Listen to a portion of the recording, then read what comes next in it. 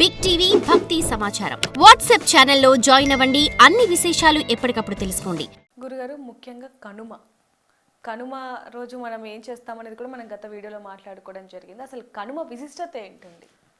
కనుమ ఇక్కడ ముఖ్యంగా నాన్న చాలామంది ఏం చేస్తుంటారు, కనుమ అంటే పక్క మనం ఇందాక ముక్క అనుకున్నట్టుగా ఉండాలి, చుక్క ఉండాలి, ఇది ఒక రకమైనటువంటి ఒక సంప్రదాయం లాగా తీసుకొచ్చేసారు. అంటే గురుగారు, భోగి రోజు సంక్రాంతి రోజు పద్ధతిగా పూజలు చేయాలి దేవుడికి, కనుమ రోజు మాత్రం అల్లుళ్ళని బంధువులను పిలిచి మీరు అన్నట్టుగా ముక్క ఉండాల్సిందే అంటూ ఉంటాము. బాగుంది నాన్న.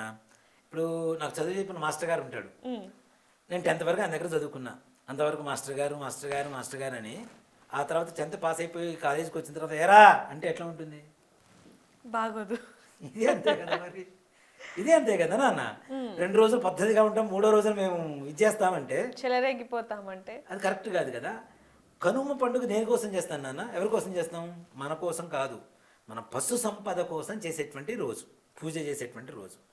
కనుమ రోజు ఇంట్లో ఉండేటువంటి రైతులు ప్రతి జంతువు, అంటే వాళ్ళకు ఉండే గేదెలు కావచ్చు, ఆవులు కావచ్చు, దున్నపోతులు కావచ్చు, లేదంటే ఎద్దులు కావచ్చు, అన్నింటిని కూడా చక్కగా శుభ్రంగా గడ్డి పెట్టి నీళ్లు పెట్టి శుభ్రంగా రుద్దుతారు. వాటిని మంచిగా మిలమిల మెరిసిపోతుంటాయి జంతువులన్నీ కూడా.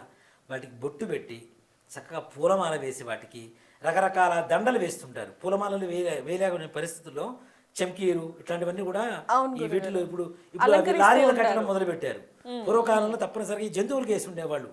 గంటలు కట్టేసి చక్కగా ఇది వేయటం, ఇవన్నీ వేసి వాటికి పూజ చేసుకొని మంచిగా ఉండండిరా అంటే అట్లాంటి వాటిని చంపుకొని తినడం మాత్రం మొదలుపెట్టారు. రక్షించండి రా అంటే భక్షించడం మొదలుపెట్టారు మన వాళ్ళు.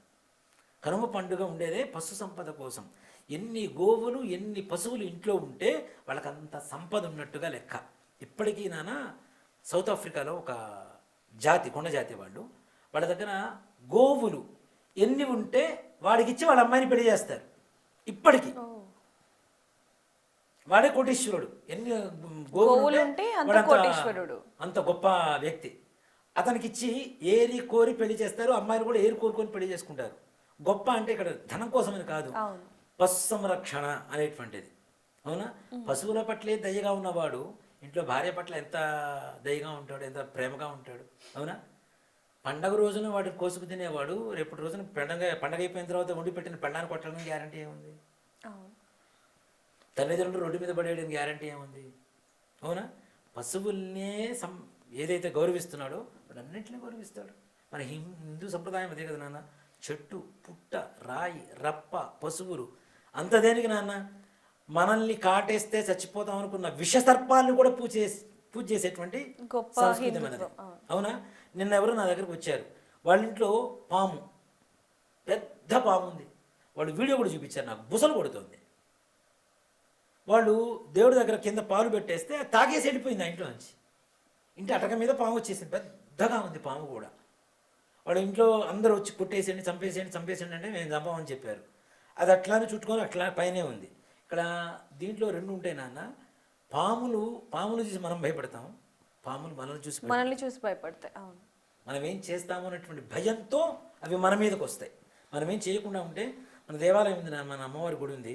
మన అమ్మవారి గుడిలో మీరు చూడండి, ఈ ఇటీవల కాలంలో ఒక సంవత్సరం క్రితంలో మానసాదేవి విగ్రహం వచ్చింది. ఒకటి తెచ్చిచ్చారు. ఇంట్లో ఉండకూడదన్నారని తెచ్చిచ్చారు.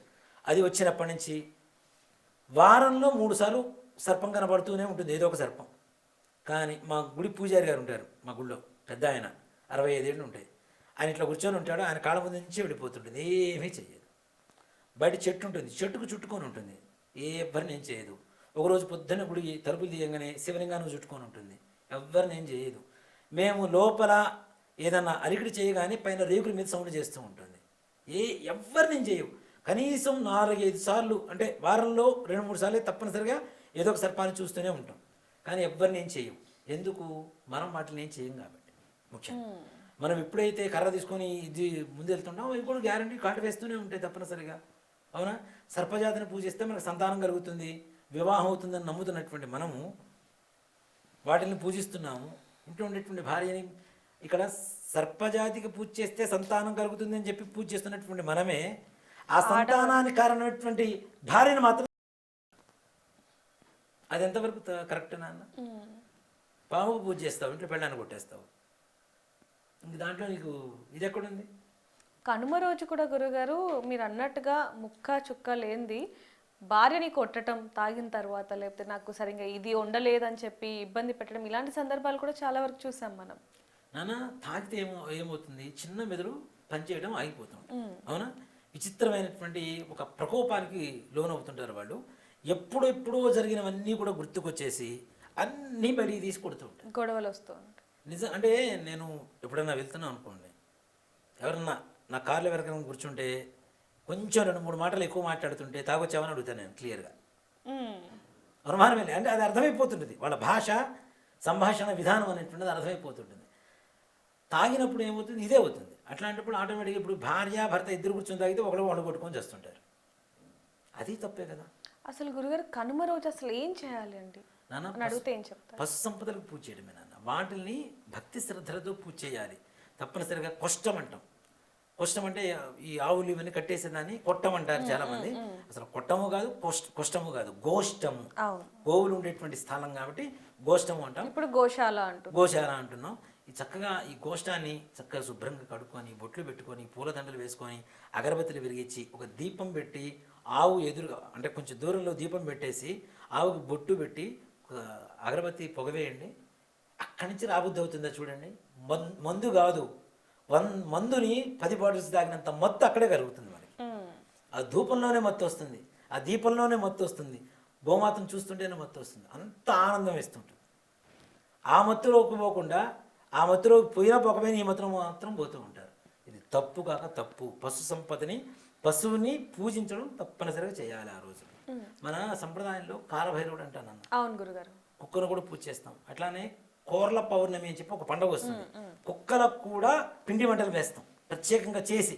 ఆ పండుగ ముందు 2 రోజుల ముందు చేసుకొని చక్కగా పిండి వంటలు కూడా వేస్తాం వాటికి. అలాంటి సంప్రదాయం ఉన్నటువంటి మనము వాటిని పూజించాల్సినటువంటి రోజున కూడా వాటిని మనం నరుకొని తింటామంటే అది ఎంతవరకు కరెక్ట్? కాబట్టి కరెక్ట్ కాదు.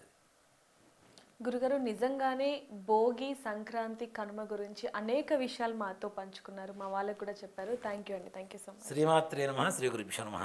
మరొకసారి బిగ్ టీవీ ప్రేక్షకులందరికీ భోగి, మకర సంక్రాంతి, కనుమ శుభాకాంక్షలు.